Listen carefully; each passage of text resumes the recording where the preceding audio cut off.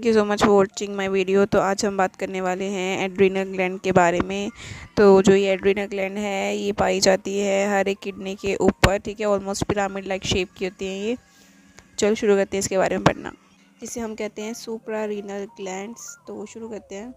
तो इसमें बता रखा है एड्रीनल ग्लैंड जो है वो संख्या में 2 पाई जाती हैं, ठीक है।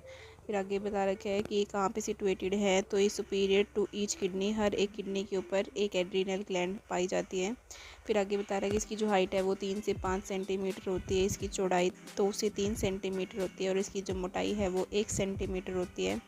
फिर आगे बता रखा है its weight is about 3 to 5 ग्राम, इसका भार जो है 3 से 5 ग्राम होता है। फिर आगे बता रखा है according to its function and structure adrenal gland is divided into 2 reason.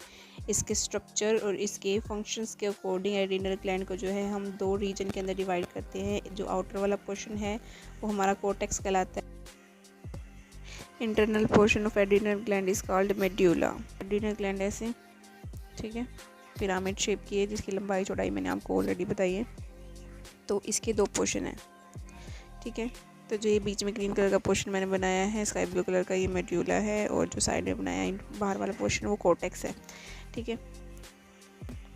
The artery blood supply to the gland is by the branches of abdominal aorta and renal arteries. अब जो ये एड्रीनल ग्लैंड है इसको blood supply मिलती है abdominal aorta से और renal artery से, ठीक है। फिर आगे बता रखा है कि एड्रीनल कोर्टेक्स है, इसके कुछ अलग अलग टाइप्स के हार्मोन्स होते हैं, तो वो कौन कौन से हैं। फिर इसके आगे बता रखा है कि जो हमारा एड्रीनल कोर्टेक्स है ये कुछ स्टेरॉयड हार्मोन्स को प्रोड्यूस करता है जिन्हें हम कोर्टिकोस्टेरॉइड्स हार्मोन्स बोलते हैं। अब इसके भी वेरियस टाइप्स होते हैं जिसके अंदर बता रखा है पहला ग्लूकोकोर्टिकोइड्स, मिनरलोकोर्टिकोइड्स और सेक्स हार्मोन। मिनरलोकोर्टिकोइड का दूसरा नाम होता है एल्डोस्टेरोन, ठीक है, और सेक्स हार्मोन का दूसरा नाम होता है एंड्रोजन्स, ठीक है। साथ में इसके नाम दे रखे एक्स्ट्रा। फिर जो ग्लूकोकोर्टिकोइड है उसका काम है मेटाबॉलिज्म को रेगुलेट करने का, ठीक है। फिर आगे बता रखा है ये resistant to this stress, stress को कम करने में भी सहायता करेगा, ठीक है।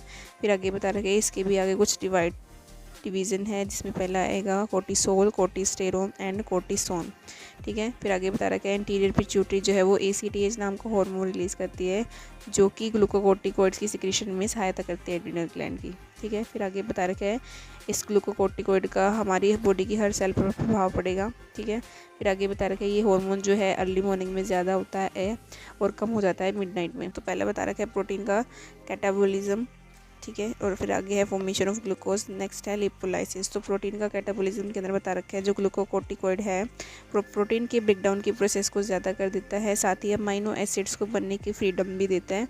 फिर आगे बता रखा है ये अमाइनो एसिड्स जो है वो आगे जाके न्यू प्लाज्मा प्रोटीन्स के अंदर कन्वर्ट हो जाते हैं, ठीक है। फिर आगे है फॉर्मेशन ऑफ ग्लूकोज।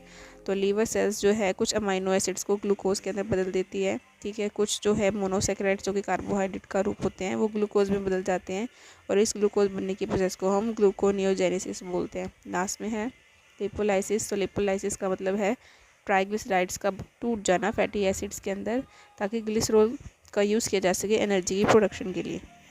मिनरलोकोर्टिकोइड्स जिसका दूसरा नाम है एल्डोस्टेरोन।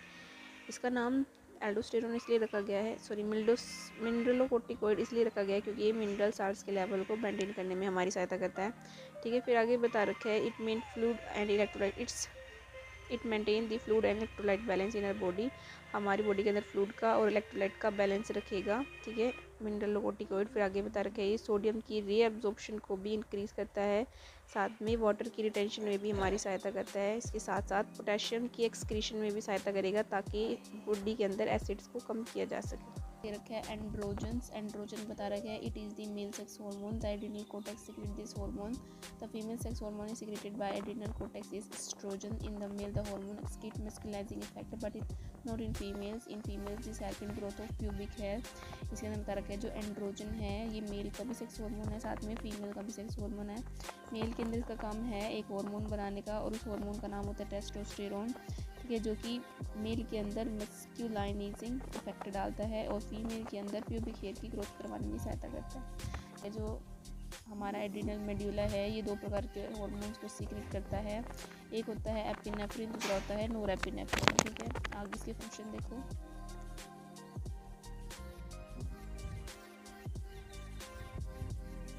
आगे आ गया है ये जो एपिनेफ्रिन और नॉन एपिनेफ्रिन है ये करते क्या हैं it help in construction of blood vessels की कंट्रक्शन में सहायता करते हैं। बीपी को इंक्रीज़ करते हैं, हार्ट रेट इंक्रीज़ करते हैं, जो लंग्स का एयरवे है उसको डायलेट करते हैं, ओपन करते हैं, जो रेट ऑफ डाइजेशन है उसको डिक्रीज़ कर देते हैं, ग्लूकोज के लेवल को इंक्रीज़ कर देते हैं, सेलुलर की मेटाबॉलिज्म, सेल्स के अंदर जो प्रक्रियाएं चल रही हैं मेटाबॉलिज्म की उनको स्टिमुलेट करते हैं, प्यूपिल्स को डायलेट कर देते हैं और साथ में ही एसेंशियल ऑर्गन्स जैसे कि हार्ट, ब्रेन और स्केलेटल मसल के अंदर ब्लड की सप्लाई करते हैं। ठीक है, तो आज के लिए इतना ही, अभी के लिए thank you, bye bye, good night.